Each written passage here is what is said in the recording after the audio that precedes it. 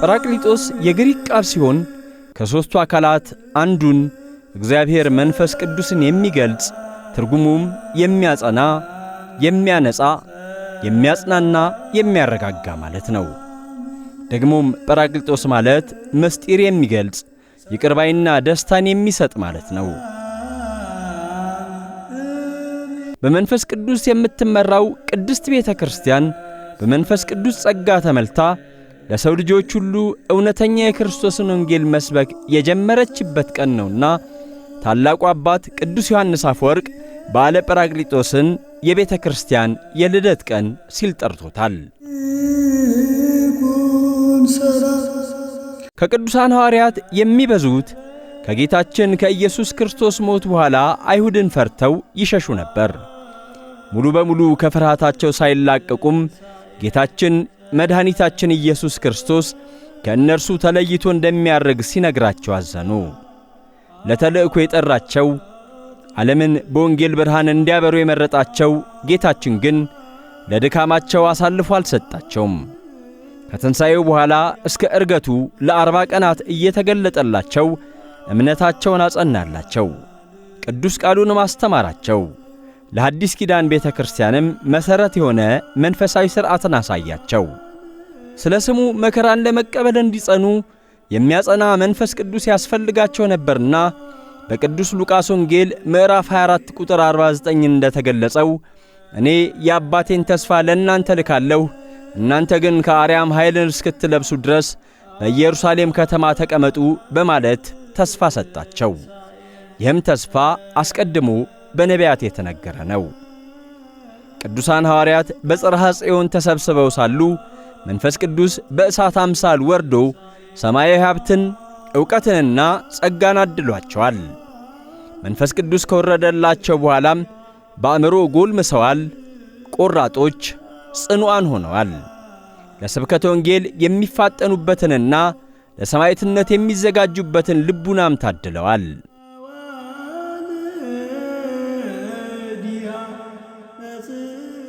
በሉቃስ ወንጌል ምዕራፍ 24 ቁጥር 49 እንደተገለጸው ጌታችን መድኃኒታችን ኢየሱስ ክርስቶስ ካረገ በኋላ እመቤታችን ቅድስት ድንግል ማርያም 12ቱ ደቀ መዛሙርት፣ 72ቱ አርድእት፣ 36ቱ ቅዱሳት አንስት በኢየሩሳሌም ከተማ በአንድነት ሆነው ለጸሎት ይተጉ ነበር። በሚያርግበት ጊዜም እነሆ አባቴ የሰጠውን ተስፋ እኔ ልክላችኋለሁ፣ እናንተ ግን ከላይ ኃይልን እስክትለብሱ በኢየሩሳሌም ከተማ ቆዩ ሲል ለሐዋርያቱ በገባላቸው ቃል መሠረት ባረገ በ10ኛው ቀን መንፈስ ቅዱስን ልኮላቸዋል። በሐዋርያት ሥራ ምዕራፍ 2 ቁጥር 1 እስከ 4 እንደተጻፈው በበዓለ ጰራቅሊጦስ ማለዳ ሁሉም በአንድ ቦታ ተሰብስበው ሳሉ እንደ አውሎ ንፋስ ያለ ድምፅ ድንገት ከሰማይ መጣና የነበሩበትን ቤት ሞላው። ከዚያም እንደ እሳት የተከፋፈሉ የእሳት ላንቃዎች በሁሉም ላይ ተቀመጡባቸው። በዚህ ጊዜ ሁሉም መንፈስ ቅዱስን ተሞሉ። በተሰጣቸው መጠንም በየሀገሩ ቋንቋዎች ሁሉ መናገር ጀመሩ። ጌታችን መድኃኒታችን ኢየሱስ ክርስቶስ መንፈስ ቅዱስን ለሐዋርያት የላከበት ይህ በዓል ጰራቅሊጦስ ይባላል።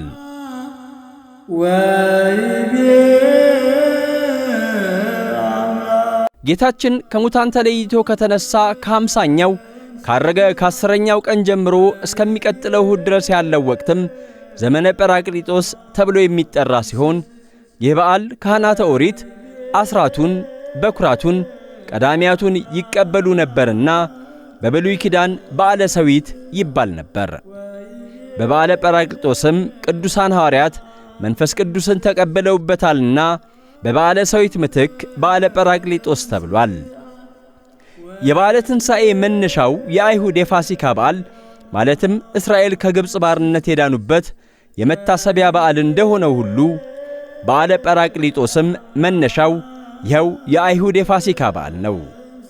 የአይሁድ ፋሲካ ከተከበረ ከ7 ሳምንታት በኋላ በ50ኛው ቀን የሩቆቹ ከሄዱበት መጥተው የቅርቦቹ ተሰባስበው ይገናኙና የበዓሉ ፍጻሜ የሆነውን በዓለ ሰዊት ያከብሩ ነበር። ከግብፅ እስከ ከነዓን ምድር የደረሰው የእንስሳት መሥዋዕት ሲጠናቀቅም በ50ኛው ቀን ይሰባሰብ የነበረው የአይሁድ ጉባኤም መንፈስ ቅዱስ ከወረደበት ዕለት ጀምሮ ተበትኗል። መሥዋዕተ ኦሪቱ በአማናዊው መሥዋዕት በኢየሱስ ክርስቶስ ሥጋና ደም እንደ ተለወጠ ሁሉ የአይሁድ ጉባኤም በኢየሩሳሌም ከተማ በተሰበሰቡ በቅዱሳን ሐዋርያት ጉባኤ ወይም በሐዲስ ኪዳን ቅድስት ቤተ ክርስቲያን ተለውጧል፣ ተቀይሯል። 318ቱ ሊቃውንት ከሁሉ በላይ በምትሆን ሐዋርያት በሰበሰቧት በአንዲት ቅድስት ቤተ ክርስቲያን እናምናለን እንዳሉ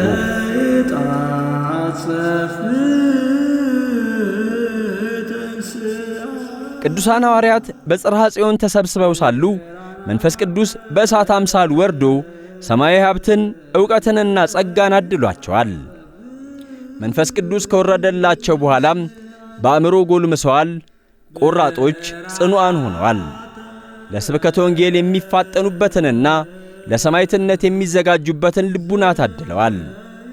ቀድሞ ይናገሩት ከነበሩት ከዕብራይስጥ ቋንቋ በተጨማሪ 71 ቋንቋዎች ተገልጸውላቸው ምስጢራትን መተርጎም ጀምረዋል። ሐዋርያት በየሀገሩ ቋንቋ ሲናገሩ የሰሙ ከአይሁድ ወገን አንዳንዶቹ ጉሽ ጠጅ ጠጥተው ሰክረው የሆነ ያልሆነውን ይቀባጥራሉ አሏቸው።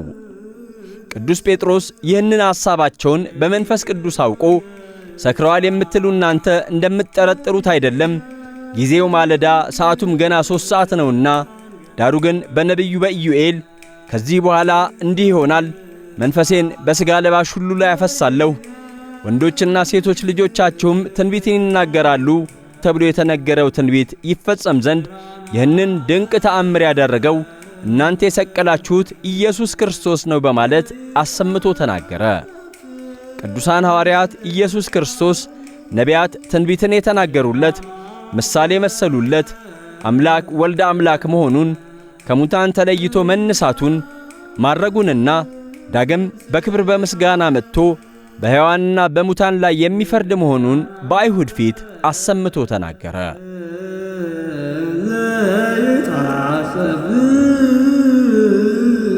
በሐዋርያት ሥራ ምዕራፍ 2 ቁጥር 1 እስከ 41 እንደተጻፈው በቅዱስ ጴጥሮስ ትምህርት የተማረኩ አሕዛብ ምን እናደርግ ብለው በጠየቁት ጊዜ ከክፋታቸው ተመልሰው ንስሐ ገብተው በኢየሱስ ክርስቶስ ስም እንዲጠመቁ ነገሯቸው። በዚያችም ሰዓት 3000 ሕዝብ በኢየሱስ ክርስቶስ አምኖ ተጠምቋል። ይህም ቅዱሳን ሐዋርያት መንፈስ ቅዱስ ከወረደላቸው በኋላ በትምህርታቸው የማሳመን ጸጋና ተአምራትን የማድረግ ኃይላቸው እንደ በዛላቸው ያመላክታል። ይህ ዕለት ሀብተ መንፈስ ቅዱስ የተሰጠበትና ብዙ ሺህ ምእመናን የተገኙበት በመሆኑ ሊቃውንት የቤተ ክርስቲያን የልደት ቀን በማለት ይጠሩታል። ምንም እንኳን የዕለታትና የዘመናት ሁሉ ባለቤት እርሱ እግዚአብሔር ቢሆንም በእኛ በክርስቲያኖች ዘንድ ነገር ሁሉ በሥርዓት ይሁን ብሎ ሐዋርያው እንዳስተማረን በቤተ ክርስቲያናችን የበዓላት ሥርዓት መሠረት ከትንሣኤ በኋላ 50ኛው ቀን በዓለ ጰራቅሊጦስ፣ በዓለ 50፣ በዓለ ጰንጤቆስጤ ወይም የቤተ ክርስቲያን የልደት ቀን በመባል ይከበራል። ቅዱሳን ሐዋርያት በዚህች ቀን በ3 ሰዓት ኢየሱስ ክርስቶስ ጰራቅሊጦስን ልኮልናልና በላያችን ኃይልን ሞላ፣ ኢየሱስ ክርስቶስ የእግዚአብሔር ልጅ በሕያዋንና በሙታን ይፈርድ ዘንድ ሥልጣን እንዳለው በአዲስ ቋንቋ ተናገረን በማለት በዕለቱ ያዩትንና የተደረገላቸውን እንደዚሁም ስለ በዓሉ ታላቅነት ከመሰከሩ በኋላ ይህንን በዓል ማክበር እንደሚገባ አዘዋል።